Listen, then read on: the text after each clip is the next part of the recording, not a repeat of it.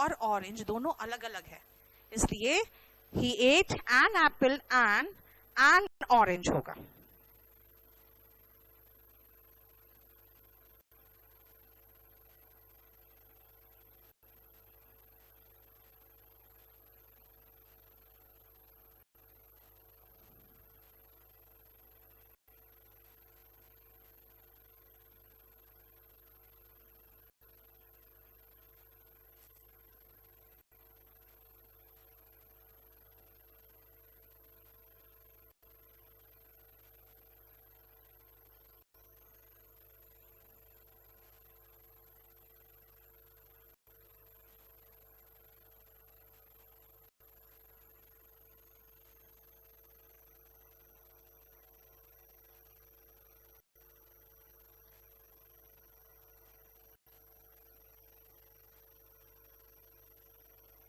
हो गया?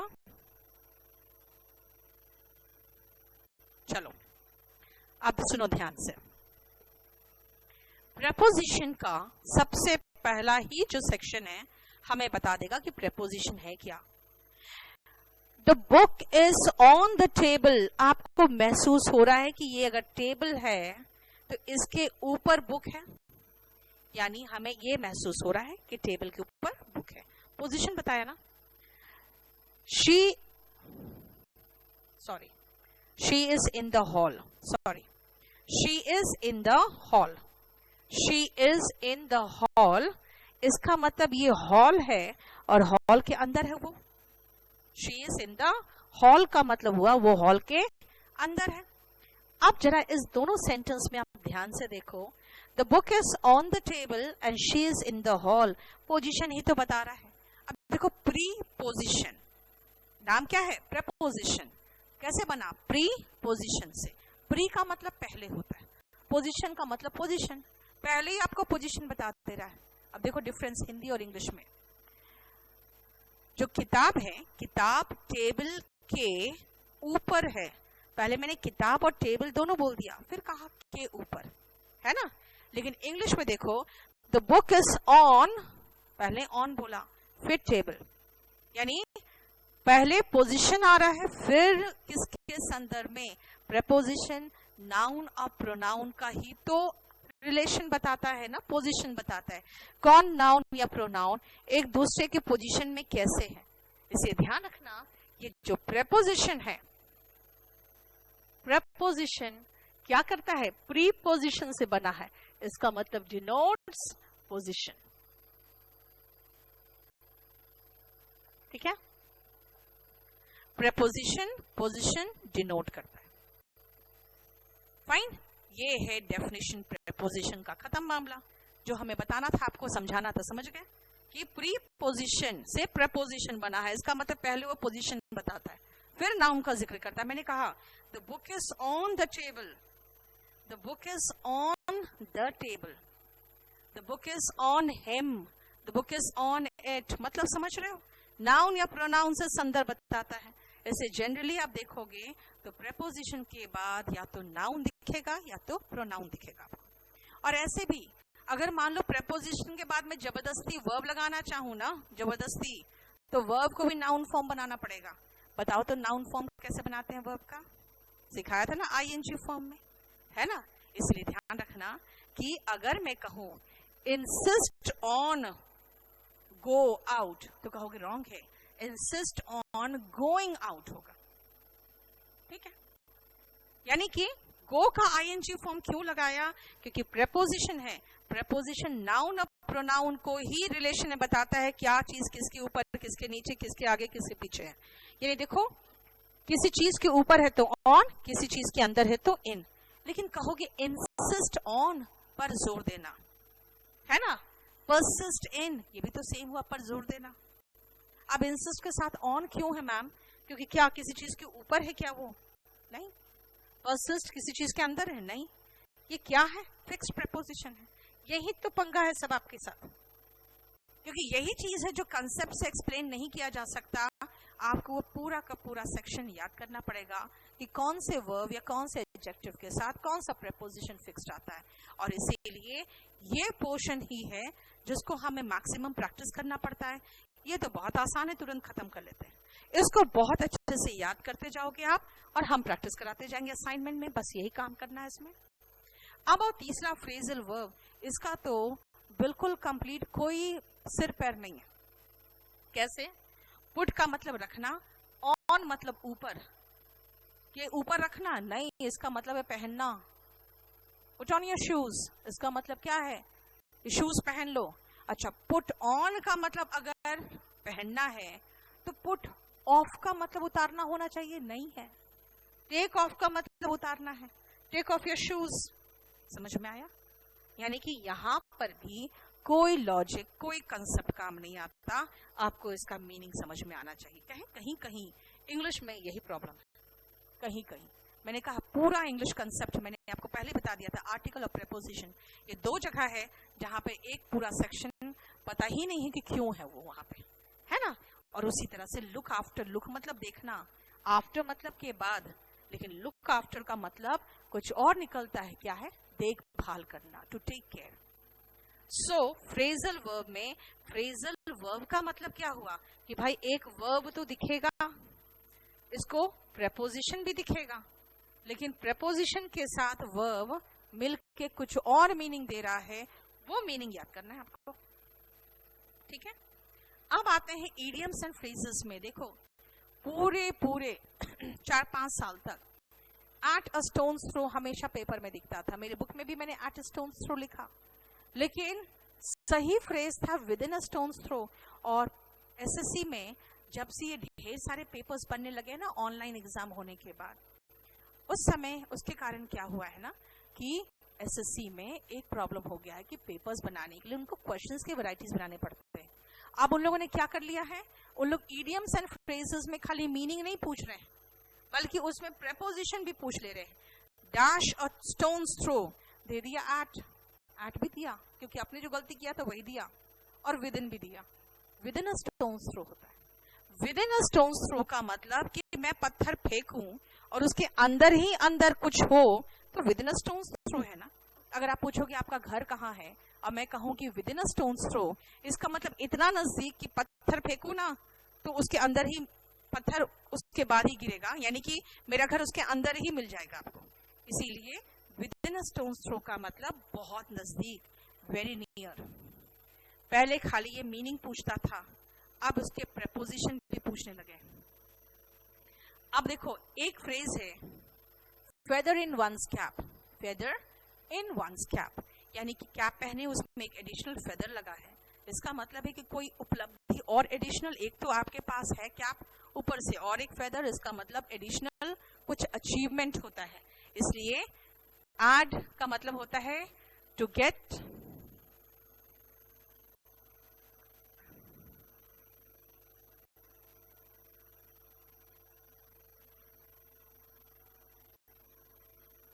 ठीक है। Add feather to one's cap is to achieve something, यानी कुछ एक और अतिरिक्त चीज आपको अचीव करना है। अब ये देखो क्या है, सबसे पहले feather in one's cap आता था, लेकिन अगर add वर्ड लगाओगे ना तो in नहीं लगाना पड़ेगा, to लगाना पड़ेगा। Add feather to, और आपको जानबूझ के ये ब्लैंक में दिया हुआ है क्वेश्चन और उसमें in दे दिया है, ठीक है। इसका मतलब feather in one's cap ठीक है, लेकिन एड फेदर करोगे तो इन वंस कैप नहीं टू वंस कैप होगा। और ये अपने आप में एसएससी ने पहले गलती किया है और उसको फिर अपने आप सुधार दिया।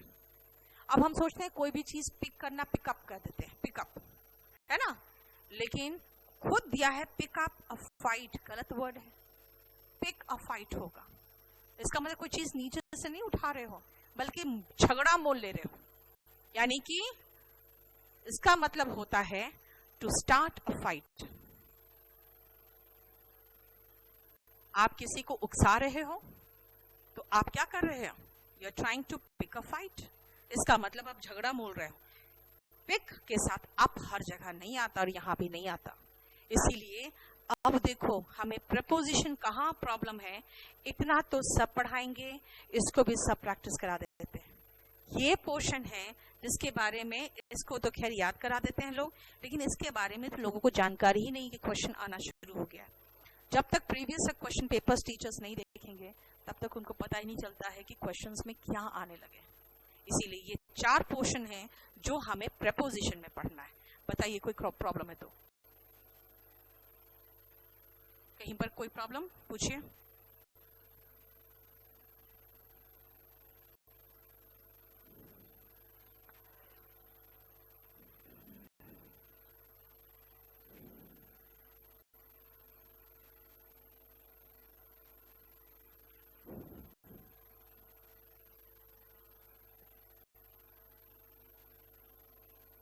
चलिए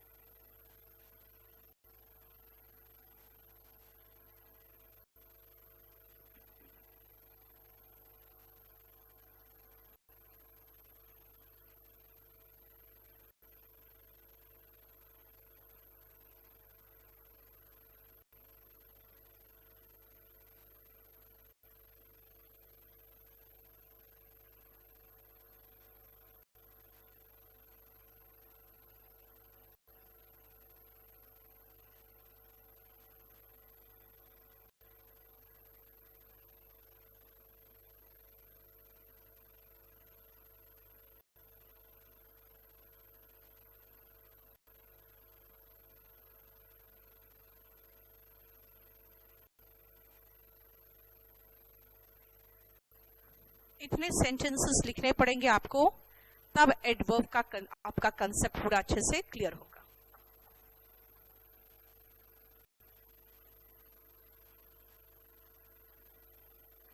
हम कैसे कर पाएंगे इडियम्स वाले प्रेपोजिशन? बेटा अभी रुको, अभी आप मेरे साथ बहुत लंबा हो, ठीक है?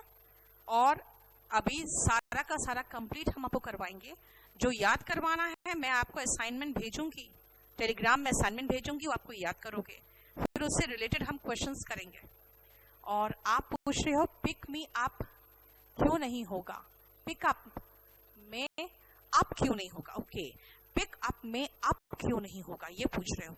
एक बात बताओ, हम तो आदत तो यही है कोई चीज उठाना पिकअप, लेकिन यहाँ पे कोई जमीन से कोई चीज नहीं उठाना जा रहा है। कंसेप्ट पूछना चाहोगे तो मैं बता रही हूँ आपको।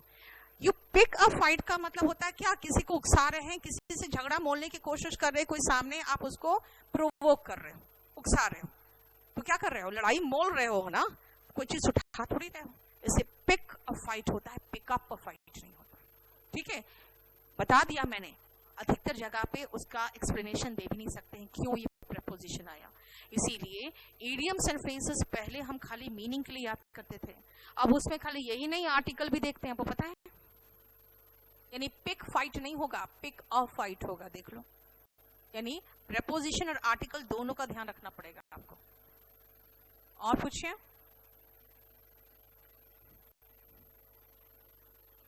चलो अब आओ एडवर्ब में। देखो एडवर्ब को अगर हिंदी की बात करें ना, हिंदी में एडवर्ब तो ऐड करता है समथिंग टू वर्ब, यानी क्रिया विशेषण, और कहते हैं क्रिया की विशेषता बताने वाला शब्द। लेकिन पता है क्या है एडवर्ब? एडवर्ब अगर आप इंग्लिश में पूछोगे क्या है, तो एडवर्ब जो ना समझ में आए ना, बस मान लो एडवर्ब है। मैं क्यों बोल रही हूँ? क्योंकि जनरली अगर आप नहीं समझ में आए, तुक्का भी मारोगे तो वो सही निकलेगा एडवर्ब। रीजन क्या है? अगर एक छोटा सा सेंटेंस देखो, अगर मैं कहूं I am not teaching spoken English, देखो ध्यान से, I am not teaching spoken English, तो कहोगे आई मतलब अपना नाम के बदले में आपने आई लगाया है, यानी ये प्रोनाउन है ना। इंग्लिश एक भाषा का नाम है, यानी कि नाउन है। कैसे इंग्लिश? स्पोकन इंग्लिश, ये एडजेक्टिव है, वही पास्ट पार्टिसिपल।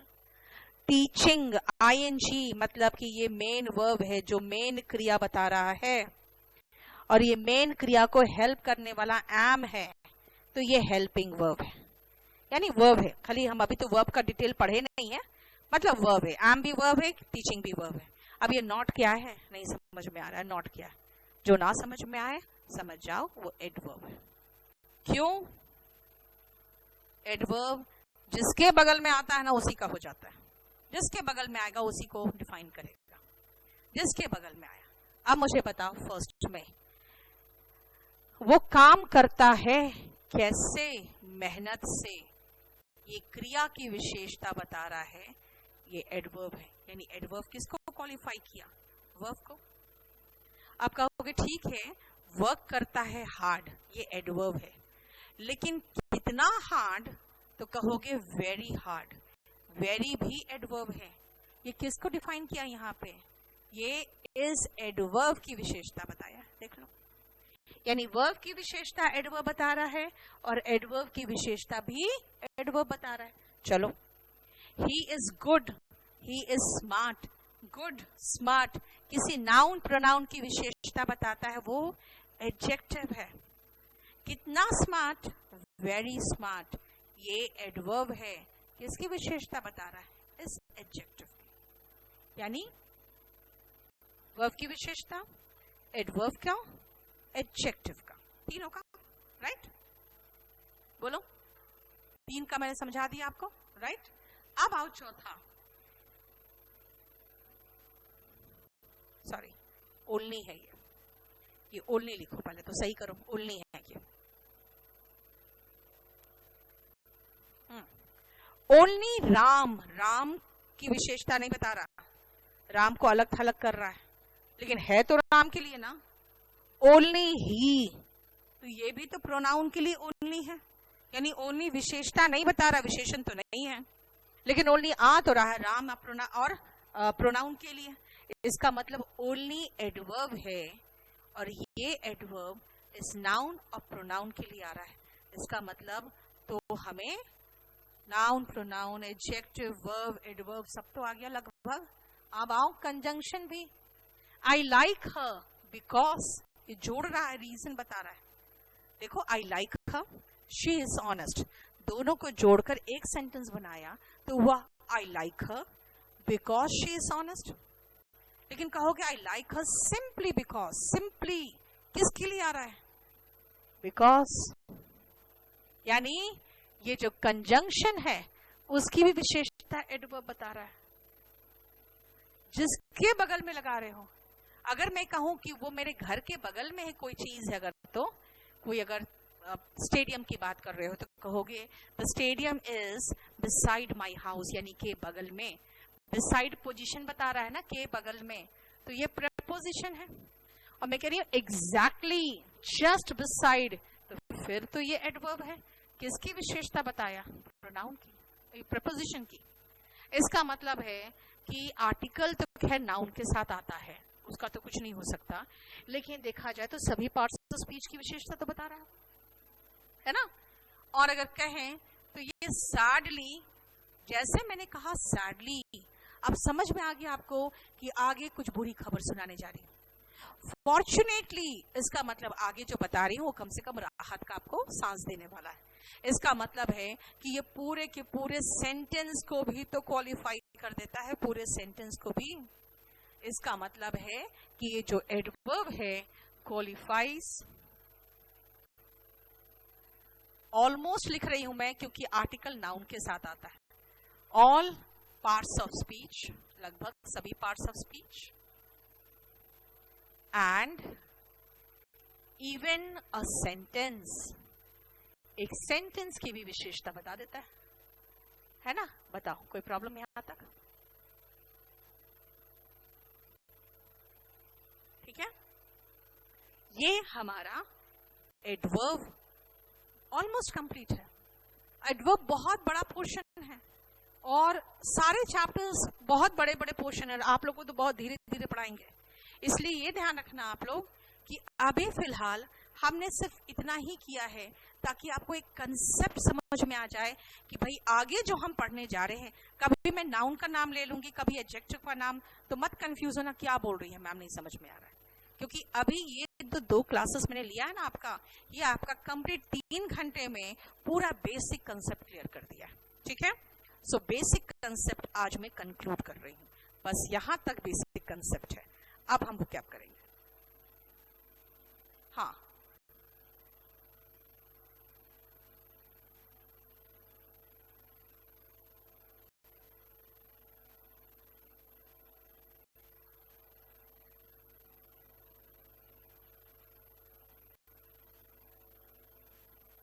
और सारा सब कुछ मैं आपको प्रोवाइड करूंगी। इडियम्स वाले प्रेपोजिशन खास कर याद रखना, मैंने बनाए हैं और जानते हो प्रीवियस क्वेश्चन पेपर को लेके मैंने बनाया है, सिर्फ इसीलिए बनाया ताकि आप लोगों को, जैसे आर्टिकल की बात मैं बता दूं आपको, ये जो इडियम्स एंड फ्रेजेस में जो आर्टिकल्स आते हैं ना, आर्टिकल को लेके और किन में आर्टिकल नहीं आएगा वो भी लेके, क्योंकि जानते हो क्वेश्चन आया हुआ है लेंड मी एन ईयर।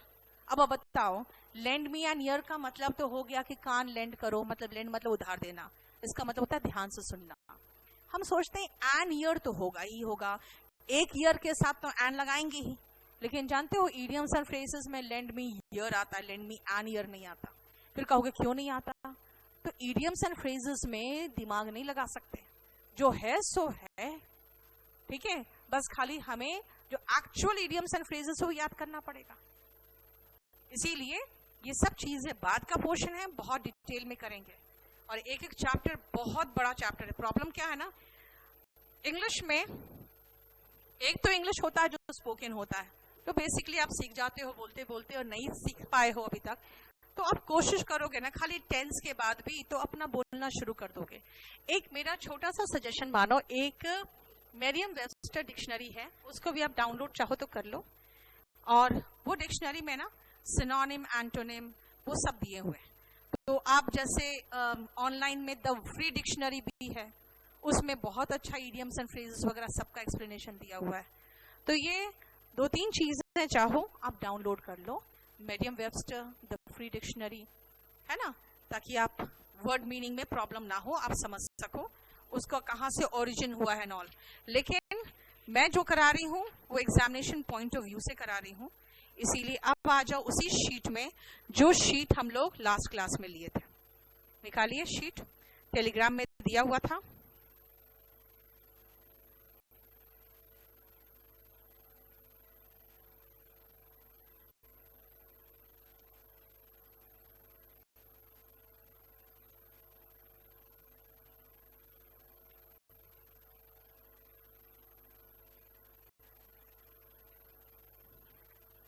चलो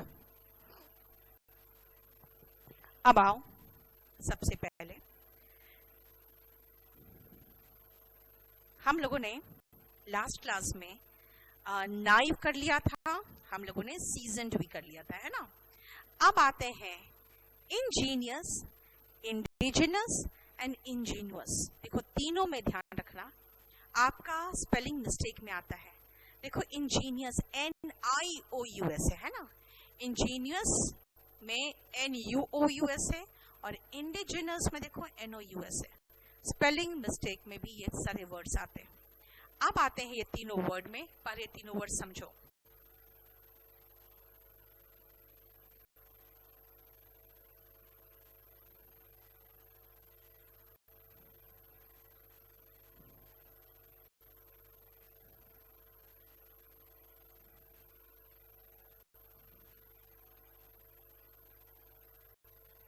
ये 3 वर्ड में आओ, देखो ध्यान से, इंजीनियस, इंडिजिनस एंड इंजीनियस। देखो हम अगर तीनों वर्ड को चाहे ना तो हम जीनियस से समझ सकते हैं। मैं रिलेट कर रही हूं, सिर्फ मैं ये नहीं कर रही हूं कि रूट है इनका, सिर्फ मैंने कहा था कहीं कहीं हम रिलेट करके सीख सकते हैं कुछ चीजें। जो जीनियस लोग होते हैं ना वो इंजीनियस होते हैं। जीनियस, इंजीनियस याद रहेगा। जो इंजीनियस होंगे वो समझदार भी होंगे, चालाक भी होंगे, क्लेवर भी होंगे, इसलिए इंजीनियस इज क्लेवर।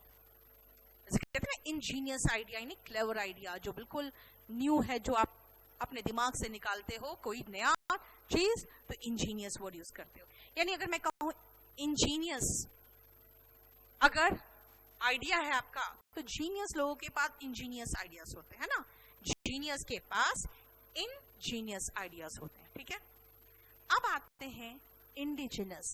इंडी से हम इंडिया याद रख सकते हैं ना, कहते हैं भाई इंडिया में इतने जीनियस लोग हैं, तो क्यों ना हम इंडिजिनस मिसाइल्स बना ले, क्यों ना हम इंडिजिनस इंजन्स बना ले, है ना, हम फाइटर प्लेन्स बना ले, इंडिजिनस फाइटर प्लेन्स बना ले, क्यों हमें बाहर से इंपोर्ट करना पड़ता है।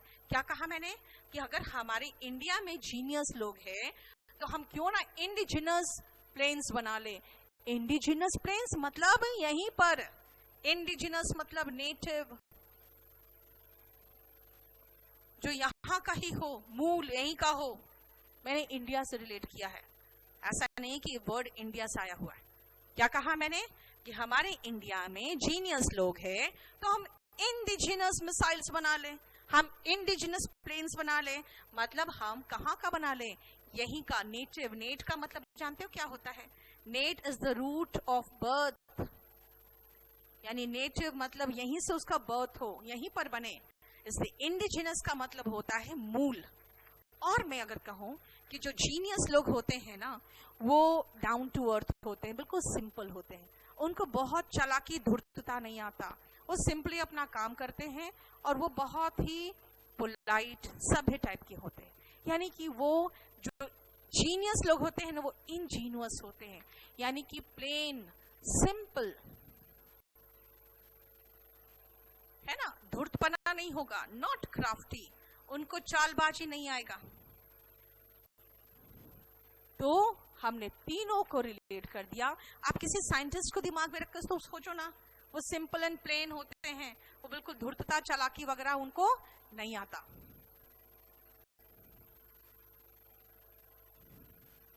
समझ में आया? क्लियर?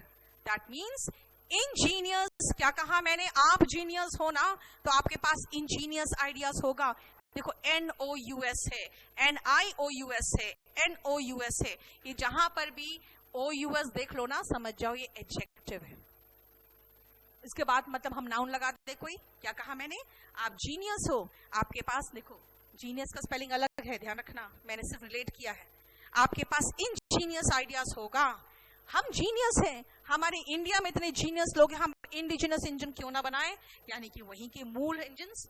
और खुद सोचो, आपको अच्छे अच्छे न्यूटन एंड बहुत अच्छे साइंटिस्ट के दिमाग में आपको याद आएगा, दे आर सो इंजीनियस, मतलब एकदम सिंपल एंड प्लेन होते हैं, उनका बिल्कुल चालाकी धूर्तता वगैरह, जो चालाकी नहीं कहूंगी मैं, धूर्तता कहूंगी, है ना, कनिंगनेस, उसमें नहीं होता। They are ingenuous, they are plain and simple, not crafty, not cunning. Clear हो गया? हम लोगों ने 3 वर्ड कंप्लीट कर लिया जीनियस से सोच के। अब आओ नेक्स्ट,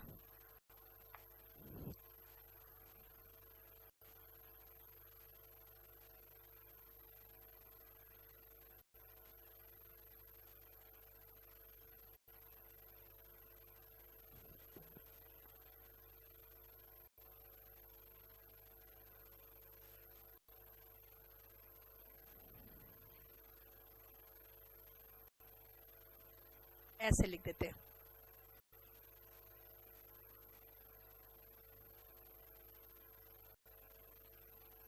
ऐसे याद रखते हैं। मेरा 8 और 9 भी खत्म हो जाएगा, 8 and 9। Ingenious is a positive word, yes. Plain and simple, not crafty. It is a positive word. Horde of traders horde sugar. ठीक है, देखो ध्यान से क्या किया मैंने, यहां पर आपको दो तरह से स्पेलिंग मिस्टेक भी देता है। यहां पे ये नहीं होना चाहिए, HOARD होना चाहिए, और आप देख लो कि दोनों को अब हम सही कर दिए। Horde of traders horde sugar. Traders मतलब समझते हो, जो मर्चेंट्स होते हैं, व्यापारी होते हैं, वो क्या करते हैं, काला बाजारी करने के लिए छुपा के शुगर को, प्याज को भी, है ना, तेल को, ये सबको जमा करते हैं, और उसके बाद जब स्केर्सिटी होता है बाजार में तो कीमत बढ़ जाती है, और जब कीमत बढ़ जाती है तब वो निकालते हैं बेचने के लिए। इसलिए देखते हो, कहते हैं कि गवर्नमेंट ने बहुत स्ट्रिक्ट स्टेप दिया है होर्डर्स के खिलाफ। सो व्हाट इज होर्डर? ये तो होर्ड करने वाले होर्डर कहलाएंगे ना, होर्ड करने वाले hoarder. So what is horde करना? ये वर्ब है, ये क्या है होर्ड करना? शुगर को होर्ड कर रहा है, इसका मतलब छिपा के, टू हाइड एंड कलेक्ट, छिपा के जमा करना। कोई चीज जमा कर रहे हो लेकिन छिपा के जमा कर रहे हो, है ना, इसीलिए ऐसा काम करने वाले को हम होर्डर करते हैं, होर्डर कहते हैं। होर्डर का मतलब है काला बाजारी करने वाले।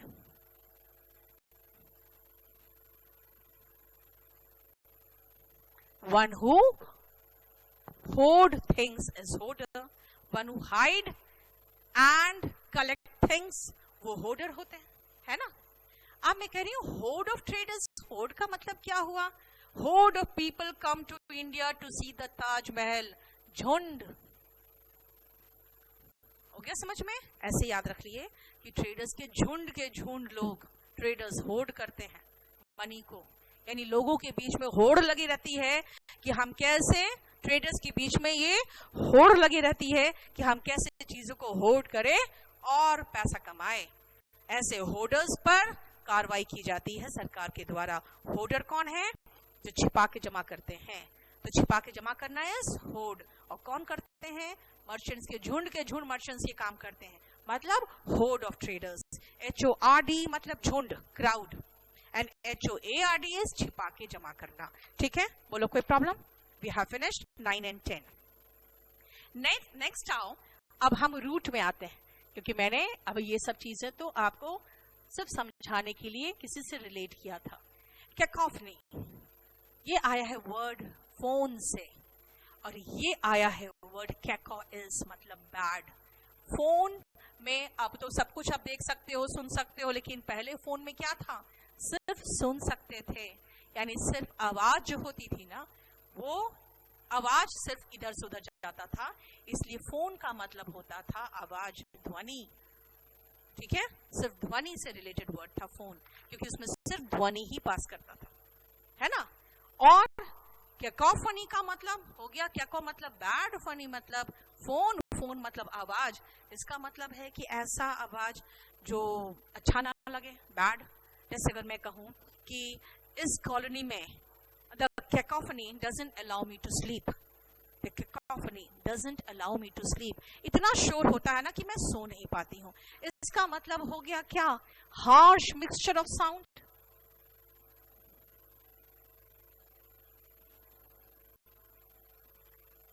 सिटीज के कैकोफनी से दूर हम जाना चाहते हैं, मतलब क्या हुआ? यहाँ के शोर शराबे से, मतलब समझ में आया? Caco is what? Bad, and phony is phone, है ना, यानी साउंड। अब आओ, अगर मैं कैकोफनी की बात करूं तो मैं कैलीग्राफी को भी रूट से ही रिलेट करूंगी। कैलीग्राफी, देखो ग्राफी वर्ड जहां आए ना, समझ जाओ राइटिंग की बात हो रही है, और कैली वर्ड जहां आए समझ जाओ ब्यूटीफुल की बात हो रही है, सुंदर की बात हो रही है। रूट जहां लिखूं मैं, रूट याद रख लेना, क्योंकि उसी रूट से बहुत सारे वर्ड्स बनते हैं और वो आपको अच्छा रहेगा याद रखने में, क्योंकि उससे जब भी कैली देखो समझ जाओ ब्यूटीफुल की बात हो रही है। So what is calli? Is beautiful, and graphy is writing. So what is calligraphy? It is beautiful writing, that is art of beautiful handwriting.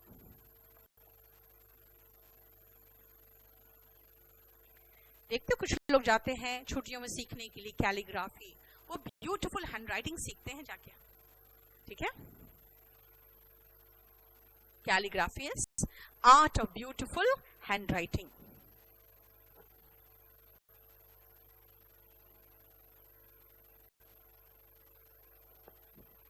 Clear? अब आओ कैलीग्राफी का एंटोनिम क्या होगा। तो कैली इज ब्यूटीफुल, और अभी बैड बताया था ना, बैड हैंडराइटिंग के लिए क्या यूज करें। तभी तो कहती हूँ तुक्का भी मारोगे तो सही होगा। बैड का मैंने क्या को कहा था, और ग्राफी इज राइटिंग, तो कैकोग्राफी हो गया। सो कैकोग्राफी इज बैड हैंडराइटिंग या बैड राइटिंग। बैड राइटिंग कैसे हो सकता है आपका, एक तो हैंडराइटिंग खराब होगा या फिर स्पेलिंग्स गलत करते हो।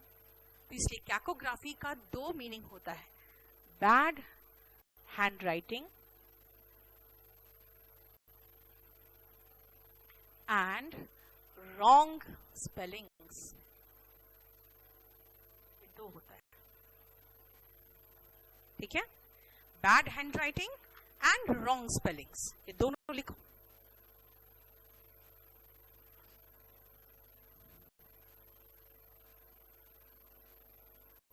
आप देखो, बैड हैंडराइटिंग है और रॉन्ग स्पेलिंग से, दोनों कैकोग्राफी है। लेकिन जानते हो रॉन्ग स्पेलिंग का उल्टा अगर कहोगे करेक्ट स्पेलिंग कैलीग्राफी है तो ना। बैड हैंडराइटिंग का एंटोनिम कैलीग्राफी है, लेकिन रॉन्ग स्पेलिंग्स का उल्टा होगा करेक्ट स्पेलिंग्स, और correct spellings come under orthography.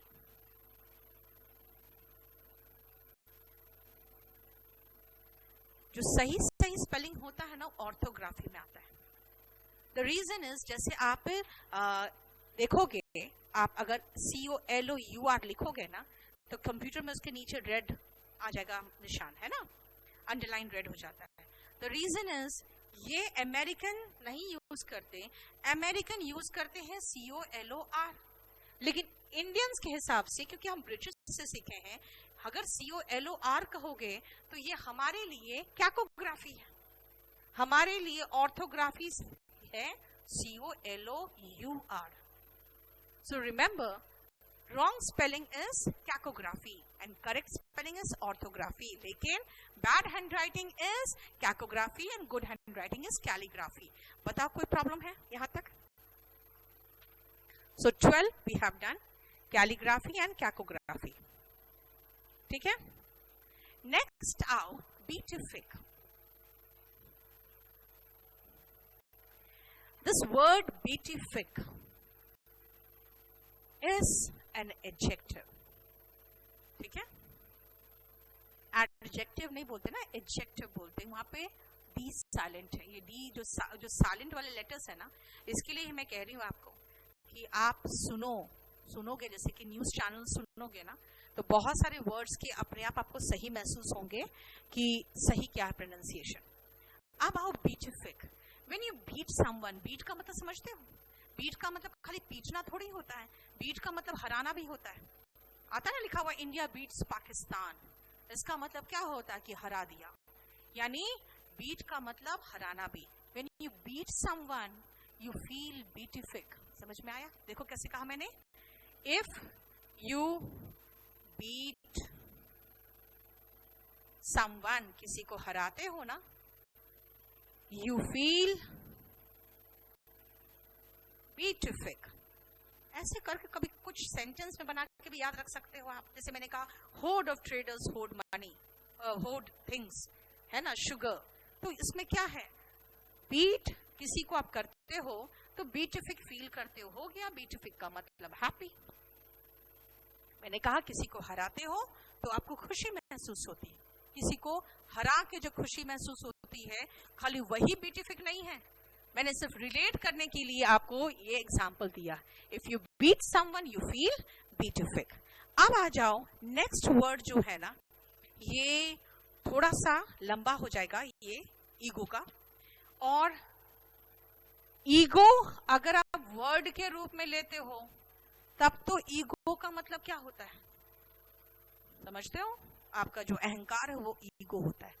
मैं ईगो वर्ड के रूप में नहीं ले सकती हूँ यहाँ पर, क्योंकि मैं ईगो को वर्ड के रूप में नहीं ले रही हूँ। मैं कह रही हूँ रूट चाहिए मुझे। ये जो ईगो है ना, ये रूट है आई का, इसका रूट है आई। अगर मैं ईगोइस्ट हूं तो देखो ये एडजेक्टिव है। अगर मैं ईगोइस्ट बन रही हूं तो इसका मतलब है सिर्फ मैं आई के बारे में सोचती हूं, यानी सिर्फ मैं अपने बारे में सोचती हूं। मुझे किसी से कोई मतलब नहीं है, जो चीज है सब कुछ मेरे लिए होना चाहिए। तो कहोगे मैम इज वेरी ईगोइस्ट। तो ईगोइस्ट का मतलब घमंडी नहीं है, ईगोइस्ट का मतलब सेल्फिश है, सेल्फ सेंटर्ड है।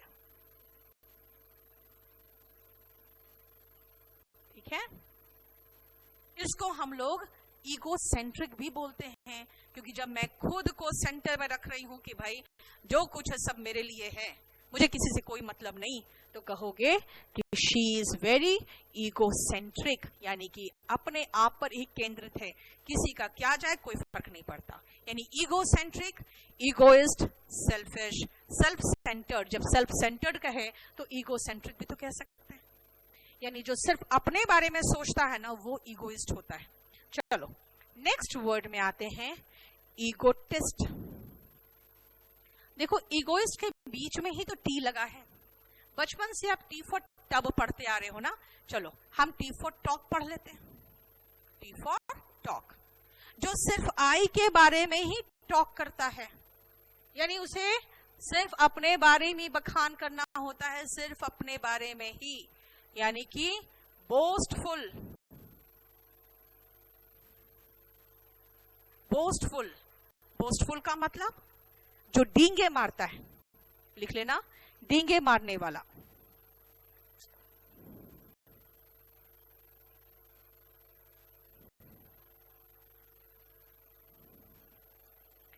डींगे मारने वाला, ठीक है, यानी कि ऐसा व्यक्ति one who blows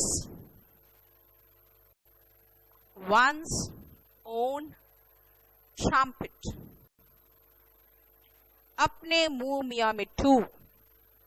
ईगोटिस्ट होते हैं जो अपने मुंह मियां मिट्ठू होते हैं, ठीक है। और लास्ट वर्ड आते हैं, ईगोसेंट्रिक हो चुका, देख लो वहां लिख दिया मैंने, यानी 16 नंबर यहीं पर लिखा हुआ है मैंने, है ना। ईगोमेनिया, जहां पर भी मेनिया वर्ड देखो ना, मेनिया समझ जाओ ऑब्सेशन है, यानी अगर आपको किसी चीज का मेनिया है तो समझ जाओ उस चीज से ऑब्सेस्ड हो, यानी उसको बहुत पसंद करते हो, बहुत पसंद करते हो।